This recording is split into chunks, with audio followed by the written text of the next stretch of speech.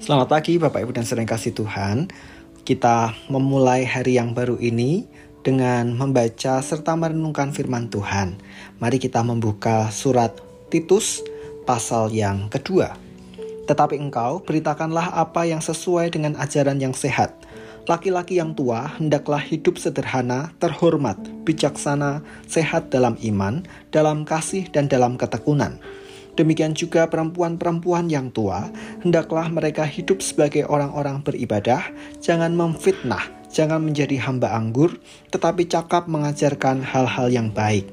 Dan dengan demikian mendidik perempuan-perempuan muda, mengasihi suami dan anak-anaknya, hidup bijaksana dan suci, rajin mengatur rumah tangganya, baik hati dan taat kepada suaminya, agar firman Allah jangan dihujat orang. Demikian juga orang-orang muda. Nasihatilah mereka supaya mereka menguasai diri dalam segala hal. Dan jadikanlah dirimu sendiri suatu teladan dalam berbuat baik. Hendaklah engkau jujur dan bersungguh-sungguh dalam pengajaranmu, sehat dan tidak bercela dalam pemberitaanmu, sehingga lawan menjadi malu, karena tidak ada hal-hal buruk yang dapat mereka sebarkan tentang kita. Hamba-hamba hendaklah taat kepada tuannya dalam segala hal dan berkenan kepada mereka, jangan membantah, jangan curang, tetapi hendaklah selalu tulus dan setia, supaya dengan demikian mereka dalam segala hal memuliakan ajaran Allah Juru Selamat kita. Karena kasih karunia Allah yang menyelamatkan semua manusia sudah nyata.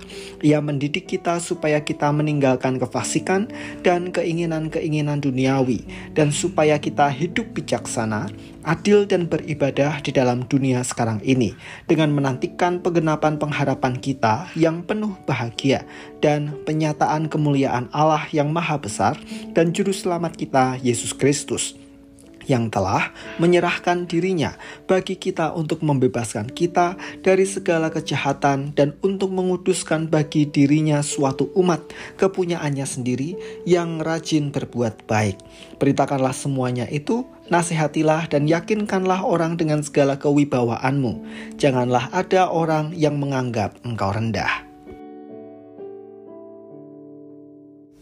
Mengerjakan tanggung jawab dengan kesadaran penuh dan dengan iman. Bacaan kita hari ini merupakan surat Rasul Paulus yang diberikan kepada Titus, yang merupakan sahabat pelayanan Rasul Paulus. Titus dipercaya untuk menetapkan penatua-penatua di daerah Kreta, yaitu Korintus. Nasihat itu adalah agar setiap orang mengerjakan tugas tanggung jawabnya sebagai sebuah ajaran sehat dan bentuk integritas. Ayah, ibu, anak, dan hamba masing-masing memiliki tugas untuk dikerjakan. Tugas itu meliputi pembangunan karakter yang baik dan tanggung jawab dalam berkarya. Rasul Paulus mengatakan bahwa ajaran yang sehat menyatakan setiap orang mengerjakan bagiannya masing-masing dengan baik. Selanjutnya, tanggung jawab itu juga bukan hanya karena kita masih hidup di dunia dengan realita kita sebagai manusia, melainkan harus dikerjakan oleh karena iman kepada Kristus yang telah menyelamatkan. Secara sederhana, karena kita sudah diselamatkan, maka kita harus mengerjakan tanggung jawab meliputi tindakan meninggalkan kefasikan maupun keinginan duniawi, serta tindakan tekun dalam beribadah. Hari-hari ini kita sering diperdengarkan untuk menyenangkan diri sendiri, bahkan sering tawar-menawar dalam hal mengerjakan tanggung jawab kita, baik sebagai anggota keluarga, anggota persekutuan, bahkan sebagai umat yang telah diselamatkan. Oleh alasan apapun, kita berusaha meninggalkan tanggung jawab yang hanya kita pandang sebagai beban semata. Bahkan tak jarang kita menyatakan bahwa ajaran sehat seperti yang disampaikan Rasul Paulus berupa keharusan mengerjakan tanggung jawab itu klise dan tidak relevan dengan masa kini.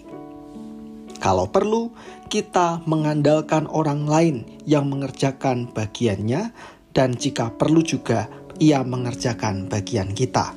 Kita beranggapan Yang penting kita bisa menikmati hidup, menikmati hasilnya.